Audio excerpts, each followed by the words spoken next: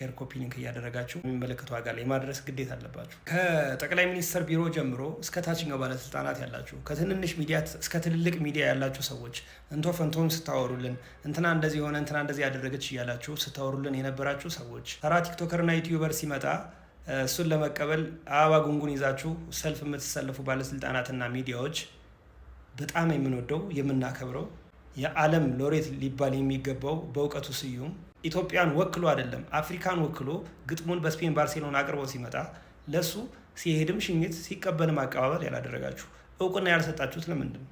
የመንግስት አካላትስ ቢሆን ይህንን ነገር ለማድረግ የግድ በእውቀቱ ስርስር ማለት አለበት? ያለው ነገር ከበቂ በላይ ነው። እስካሁን ያበረከተው ራሱ ትልቅ ነገር ይገባዋል አይደለም ከዚህ በኋላ የሚያበረክት።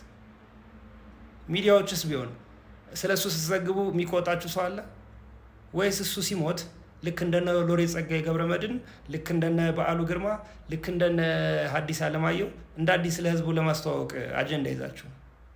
ያኔ እኮ ሚዲያ ስላልነበረ ቲክቶክም ፌስቡክም ስላልነበረ ብዙ እውቅና የለውም። አሁን ሰው በደንብ ስለ በእውቀቱ ስዩም መረጃ አለው። ስለዚህ ሲሞት የምታወርሱን ሲሞት የምትነግሩን አዲስ ነገር አዲስ ታሪክ የለም። ስለዚህ ከእናንተ እኩል እናውቃለን።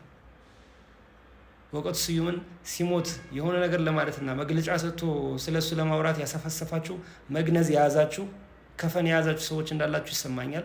እባካችሁ እሱን ተውትና በእውቀቱ ስዩም ሳናጣው ለእኛ ስንል ለእሱ ስንል አይደለም ለእኛ ስንል ሳናጣው በህይወት እያለ ክብር ስጡልን እላለሁ። ለሚመለከተው ሰው አድርሱልኝ እባካችሁ። በደንብ ሼር አድርጉ።